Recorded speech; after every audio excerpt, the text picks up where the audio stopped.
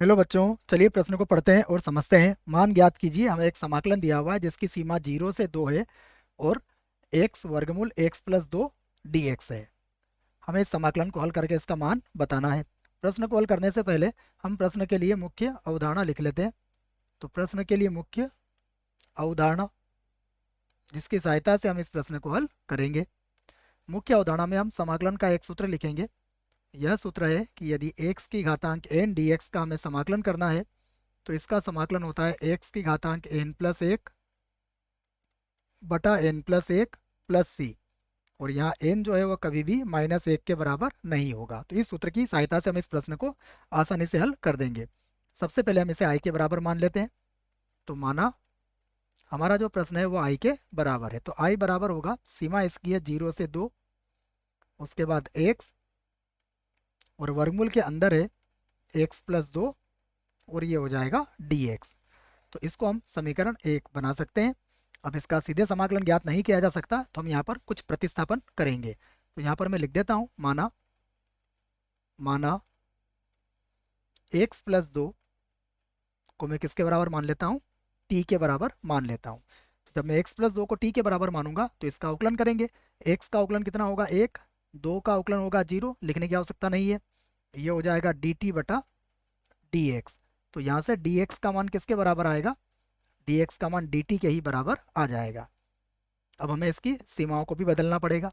तो मैं लिख लेता हूँ, यदि देखिए हमारे पास सबसे पहले x का मान कितना था 2, ऊपरी सीमा x बराबर 2। तो यदि यहाँ पर x का मान आपने 2 रखा तो देखिए t का मान कितना हो जाएगा 4। तो t का मान कितना होगा 4 हो जाएगा। उसके बाद यदि यदि x का मान कितना रखा आपने 0, तो यदि x का मान 0 रखा तो t का मान कितना होगा, ये 4 जो होगा वो t के बराबर होगा। और यहाँ पर 2 किसके बराबर हो जाएगा, t के बराबर हो जाएगा। इसका अर्थ यह हुआ कि पहले सीमा 0 से 2 थी, अब सीमा हमें 2 से 4 ले जाना है। अब हम लिख सकते हैं अतः i बराबर, अतः यह आ जाएगा i बराबर। देखिए अब हम सबसे पहले सीमा देखते हैं इसकी। तो पहले सीमा 0 से 2 थी, अब सीमा कितनी चलेगी 2 से 4 चलेगी। उसके बाद x का मान क्या निकलेगा, यहाँ से x का मान आ जाएगा t और माइनस का 2 हो जाएगा। और ये जो x+2 है इसको हमने t माना है, तो वर्गमूल के अंदर कितना आ जाएगा t, और यहाँ पर लिख दिया हमने dt, क्योंकि dx और dt तो बराबर है। अब हम इसको अंदर गुणा कर लेते हैं। तो सीमा है 2 से 4, t की घात मतलब वर्गमूल t से गुणा करोगे तो ये t की घात 3/2 बन जाएगा। तो ये हो जाएगा 3/2 माइनस ये हो जाएगा 2 वर्गमूल t के बराबर, और ये हो गया dt। अब इसको समाकलन करना है, इसका सूत्र हमने पहले से ही मुख्य अवधारणा में लिख रखा है। तो सूत्र की सहायता से ये बनेगा i बराबर, यहाँ से लिख देता हूँ मैं i बराबर, देखिए समाकलन कर रहे हैं हम। सबसे पहले समाकलन किसका होगा, t की घातांक 3/2 का। तो t की घातांक 3/2 में एक जोड़ेंगे तो ये हो जाएगा 5/2, और बटे में भी कितना आ जाएगा 5/2। उसके बाद देखिएगा माइनस यहाँ पर कितना है 2 वर्गमूल t, तो 2 तो वैसे रहेगा, वर्गमूल t का समाकलन करेंगे तो ये हो जाएगा t की घातांक 3/2, और बटे में भी कितना आ जाएगा 3/2। और इसकी जो सीमा है वो कितनी है, देख लीजिए, सीमा पहले 0 से 2 थी, अब सीमा 2 से 4 चलेगी। तो ये सीमा हो जाएगी 2 से 4। आगे हल करना पड़ेगा इसको। तो अब फिर से लिखते हैं i बराबर, ये हो जाएगा 2/5। उसके बाद 5 t की घातांक 5/2 है, t की घातांक 5/2 हो जाएगा, माइनस ये हो जाएगा 4/3, 4/3, और t की घातांक कितना हो जाएगा 3/2। सीमा देखिए, सीमा है इसकी 2 से 4। अब हम यहाँ पर सीमा में मान रख लेते हैं। सबसे पहले ऊपर की सीमा रखेंगे, फिर माइनस लगा के नीचे की सीमा।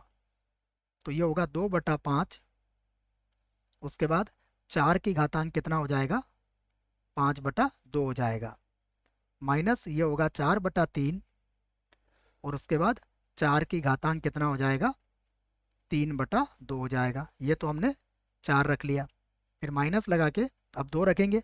तो फिर से लिखूंगा 2/5, और 2 की घातांक कितना हो जाएगा 5/2, 5/2। उसके बाद फिर माइनस का चिन्ह है, फिर 4/3 है, तो 4/3, और फिर टी की जगह पे कितना लिखना है मुझे, 2, और 2 की घातांक कितना हो जाएगा, 3/2 के बराबर।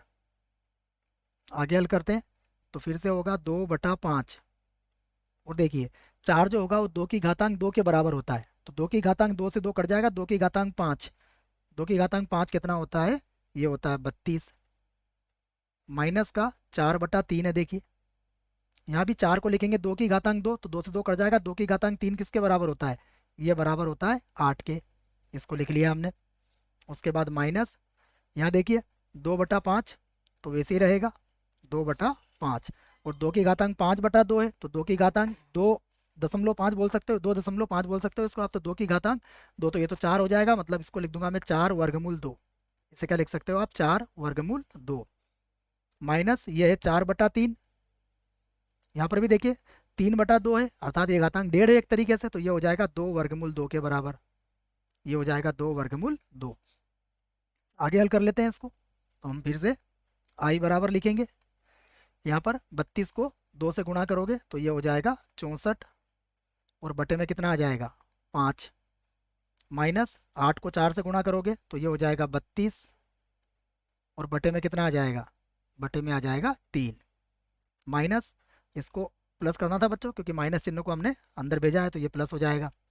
उसके बाद फिर माइनस 4 को 2 से गुणा करेंगे तो ये हो जाएगा 8, बटे में हो जाएगा 5, और वर्गमूल 2 हो जाएगा ये।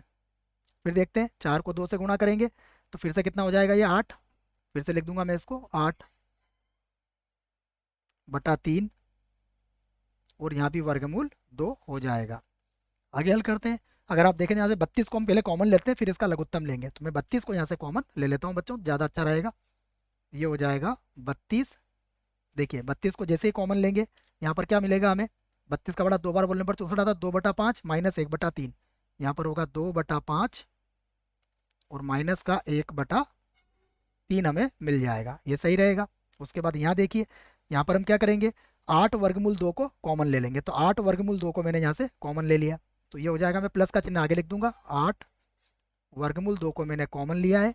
देखिए प्लस को जैसे मैंने आगे लिखा है तो ये 1/3 माइनस 1/5 हो जाएगा, ये होगा 1/3, और माइनस का हो जाएगा 1/5। आगे हल कर लेते हैं, अब इसका लघुत्तम फिर से ले लेंगे हम, तो अब ये मिलेगा आई बराबर, देखिए ये तो है 32, और गुणा, जब हम इसका लघुत्तम लेंगे तो 6 में से 5 जाएगा, 1/15 हो जाएगा बच्चों, ये कितना हो गया, 1/15, प्लस ये है 8√2, इसका लघुत्तम लेंगे तो 5 में से 3 गया, 2 बचेगा, तो ये 2/15 हो जाएगा आपका, 2/15। अब अगर ध्यान से देखें यहाँ तो ये हो गया 8×2 16, 16/15, आप यहाँ से क्या कर सकते हैं, 16/15 को कॉमन ले सकते हैं चाहे तो, 16/15 आपका कॉमन आ सकता है यहाँ से। और यहाँ क्या बचेगा, देखिए जब 16/15 को कॉमन लेंगे तो यहाँ बचेगा 2, और प्लस 8×2 16/15, अर्थात वर्गमूल 2 बच गया यहाँ पर। यही आपके प्रश्न का उत्तर होगा। आशा करता हूँ आपको इस प्रश्न का उत्तर समझ में आया होगा। धन्यवाद।